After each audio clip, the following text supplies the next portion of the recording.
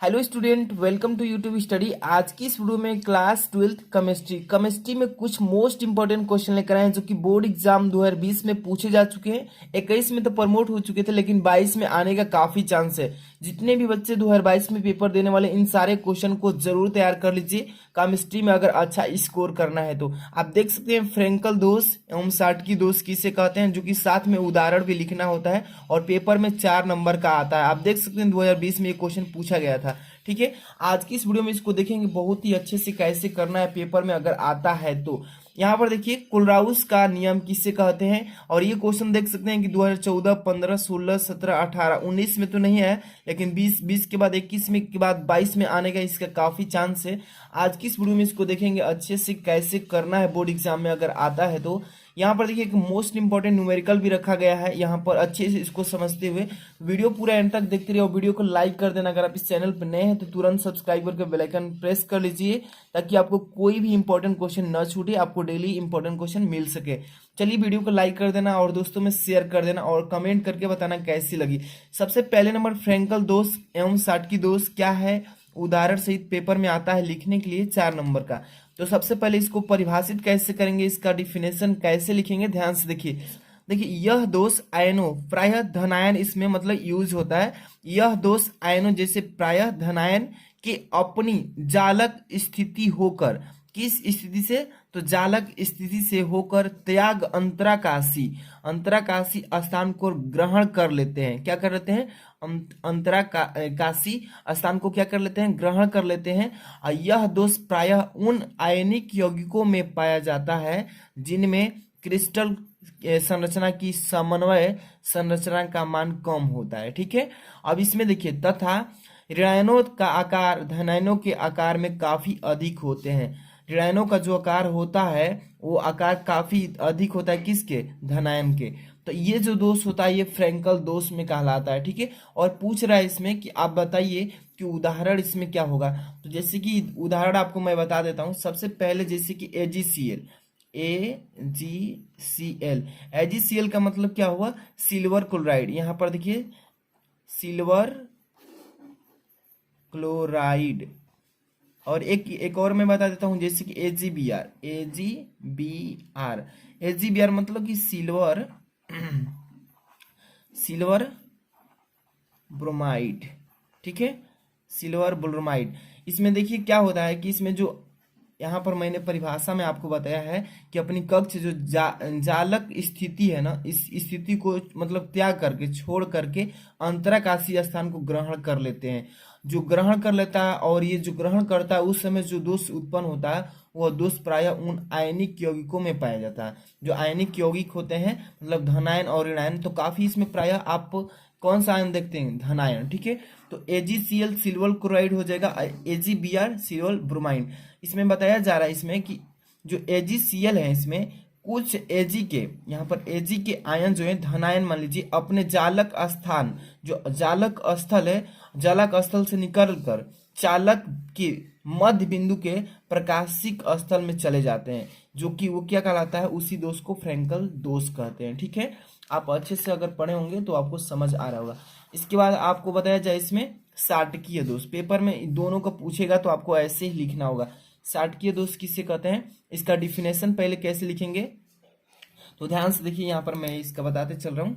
यह दोष देखिए, यह दोष जालक से समान संख्या में, ध्यान से देखिए, यह जो दोष है जालक से समान संख्या में धनायनों एवं ऋणायनों के लुप्त होने के कारण उत्पन्न होता है। साटकी दोष प्रायः उन आयनिक यौगिकों में पाया जाता है जिनमें क्रिस्टल संरचना की समन्वय संख्या का मान अधिक होता है।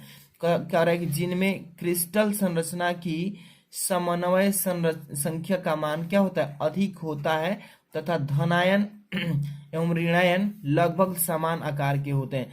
ये जो दोष होता है साटकी दोष में, धन आयन और ऋण आयन दोनों का जो लगभग आकार होता है दोनों का क्या होता है, समान होता है। ध्यान से एक बार और पढ़िए इसमें कि यह दोष देखिए, साटकी दोष किसे कहते हैं, यह दोष जालक की समान संख्या में, देखिए यहाँ पर समान संख्या बता रहा है पहले ही कि यह दोष जालक के समान संख्या में धन आयनों एवं ऋण आयनों के लुप्त का मतलब होता है गायब हो जाता है, यानी कि लुप्त होने का कारण उत्पन्न होता है, लुप्त होने के कारण ही क्या होता है, उत्पन्न होता है।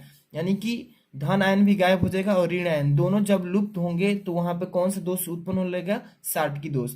अब कह रहा है कि साटकी दोष प्राय उन आयन, यहाँ पर देखिए आयनिक है, ठीक है, यहाँ पर आयनिक आयनिक यौगिकों में पाया जाता है। यानी कि आयनिक मतलब समझ रहे हैं, धन आयन ऋण आयन, उसी में जिसमें क्रिस्टल संरचना की समन्वय संरचना का मान क्या होता है, अधिक हो जाता है, तथा आयन और ऋण आयन मतलब कि धन आयन और ऋण आयन लगभग समान आकार के हो जाते हैं। इसका एग्जाम्पल भी पूछा है कि साटकी दोष का एग्जाम्पल जैसे बताइए, तो जैसे कि NaCl हो जाएगा, NaCl मतलब सोडियम के कुछ आयन अपने जालक स्थल से लुप्त होकर के क्या हो जाता है, प्रकाशिक स्थल में जाकर के क्या हो जाते हैं, मतलब कि चले जाते हैं। इसी के कारण से क्या होता है कि साटकी दोष उत्पन्न होने लगता है। जैसे कि NaCl कर देंगे इसके बाद CaCl कर देंगे, इसके बाद हमारा KBrV हो जाएगा, इसके बाद AgBrV हो जाएगा या KCl भी हो जाएगा, ठीक है। तो ये सभी साटकी दोष के एग्जाम्पल हैं। आपको पेपर में अगर आता है तो ऐसे ही लिख लेंगे तो आपको फुल नंबर मिल जाएगा, 4 नंबर। तो 2 नंबर इस पे मिलेगा साटकी दोष पे और 2 नंबर मिलेगा आपको फ्रैंकल दोष पे, यानी कि 4 नंबर कंप्लीट हो जाएगा। इसके बाद हम नेक्स्ट देखते हैं क्वेश्चन। अब देखिए नेक्स्ट क्वेश्चन जो आप ये देख रहे हैं ना स्क्रीन पे, ये काफी इंपॉर्टेंट क्वेश्चन हर साल पूछता है। आप देख लीजिए पेपर उठा करके, और इस बार भी चांस है इसका पूछने का। देखिए क्या लिखा है क्वेश्चन, कोलराउस कोलराउस कितने बच्चे कोलराउस भी बोलते हैं, तो कोलराउस का नियम पूछता है कि कोलराउस का नियम क्या है, इसको बताइए। तो डिफिनेशन इसका कैसे लिखेंगे, आपको अच्छे से पहले पढ़ लेना है कि कोलराउस का नियम क्या होता है। अच्छे से देखिए, इस नियमानुसार मतलब किस नियमानुसार, कोलराउस के नियमानुसार, या इसको लिख सकते हैं कि कोलराउस के नियम अनुसार या इस नियमानुसार। देखिए किसी विद्युत अपघट्य की अनंत तनुता पर चालकता इसके धन आयनों तथा ऋण आयनों की मोलर चालकताओं के योग के बराबर होती है, ठीक है। अच्छे से इसको कंप्लीट कर लीजिए। यदि प्रत्येक चालकता पद, यदि प्रत्येक कारक, यदि प्रत्येक चालकता का जो पद है को विद्युत अपघट्य सूत्र में उपस्थित संगत आयनों की संख्या से गुणा किया जाए तो ये जो दोष मतलब कि जो उत्पन्न होगा यहाँ पे कोलराउस का नियम होगा, ठीक है। तो यहाँ तक भी इसका डिफिनेशन हो सकता है कैसे कि इस नियमानुसार किसी विद्युत अपघट्य की अनंत तनुता पर चालकता इसके धनायन तथा ऋणायनों की मोलर चालकताओं के योग के बराबर होता है, जिसको हम कोलराउस का नियम भी कहते हैं। यदि प्रत्येक चालकता पद को विद्युत अपघट्य सूत्र के साथ क्या कर दे, उपस्थित संगत का मतलब साथ में आयनों यानी धन आयन और ऋण आयन की संख्या से क्या कर दे, गुणा कर दिया जाए, तो ये कौन से नियम में आता है, कोलराउस के नियम है, ठीक है। जैसे कि आपको एग्जांपल के थ्रू यहाँ पर समझा दिया जाए, ये जो आप देख रहे हैं ना क्या है, यहाँ पर देखिए lambda m to infinity, lambda m to infinity HCl के साथ, HCl के साथ मतलब इसको प्राप्त करना है तो किसके साथ अभिक्रिया करेगा, किस के साथ, तो लेमडा H प्लस, यहाँ पर H प्लस का रहा है तो H धनायन, यानी लेमडा H धनायन से लेकर इन्फिनिटी तक, और प्लस किस इसमें क्या करेंगे, लेमडा Cl माइनस इन्फिनिटी तक। ये जो दो है इसको मिला करके हमारा क्या बनता है, कोलराउस का नियम। जैसे कि यहाँ पर एक इसी नियम के अकॉर्डिंग चलते हैं, जैसे कि लेमडा एम टू इन्फिनिटी और HCl प्राप्त हो जाएगा, ठीक है, इतना के बराबर होता है। इस नियम को अच्छे से पढ़ कर रखिएगा। इसके बाद हम नेक्स्ट क्वेश्चन चलते हैं। यहाँ पर देखिए एक है न्यूमेरिकल, काफी इंपॉर्टेंट न्यूमेरिकल है, ध्यान से देखते चलिएगा। क्या लिखा है कि CuSO4 का एक बिलियन है, CuSO4 का एक बिलियन बनाया गया है, और कह रहा है कि बिलियन को 2.0 एम्पियर, मतलब इसको 2.0 लिखा है, इसको हम 2 एम्पियर भी पढ़ सकते हैं। 2 एम्पियर की धारा कह रहा है ना से 450 सेकेंड तक विद्युत अपघट्य कराया जा रहा है, यानी कि विद्युत का अपघटन किया जा रहा है। तो कह रहा है कैथोड पर निक्षेपित कापर के द्रव्यमान की गणना करना है। जबकि आप जानते हैं कि Cu यहाँ पर जो है कापर C63 होता है, इसका मतलब द्रव्यमान। तो यहाँ पे हमें ज्ञात क्या करना है, आपको अच्छे से ध्यान रखना है क्या इसमें सबसे पहले क्या क्या दिया है, इसको पहले नोट कर लेना, ठीक है। 2 एम्पियर धारा, यानी कि धारा यहाँ पर दिया है, धारा I इक्वल टू कितना दिया है, 2 एम्पियर, ठीक है। इसके बाद चलिए 450 सेकेंड यानी कि टाइम दिया है, T मतलब कि समय, 450 सेकेंड ऐसे लिख लेंगे। अब यहाँ पर देखिए कॉपर का मैटर दिया है, द्रव्यमान Cu इक्वल टू 63 दिया है, ठीक है ना। आप जानते भी हैं इतना होता है। अब यहाँ पर हमें निक्षेपित कॉपर का द्रव्यमान निकालने से पहले यहाँ पर इसका चार्ज निकालना पड़ेगा। मतलब कि यहाँ पर हम पहले इसका पहले Q निकालेंगे, मतलब कि कितना कूलाम लगेगा। तो Q इक्वल टू सबसे पहले यहाँ पर फॉर्मूला लगाते हैं, I बराबर धारा बराबर क्या होता है, Q/T होता है। आप जानते हैं कि इतना फॉर्मूला होता है, धारा बराबर मतलब Q/T। अब यहाँ से हमें Q निकालना है, तो Q इक्वल टू क्या कर सकते हैं, T इंटू आई, चाहे I इंटू टी कर सकते हैं। आप जानते हैं इतना फॉर्मूला। चलिए Q पहले निकाल लेते हैं। Q इक्वल टू हो जाएगा I का मान कितना है इसमें, I का मान 2 है, और इंटू टी का मान 450।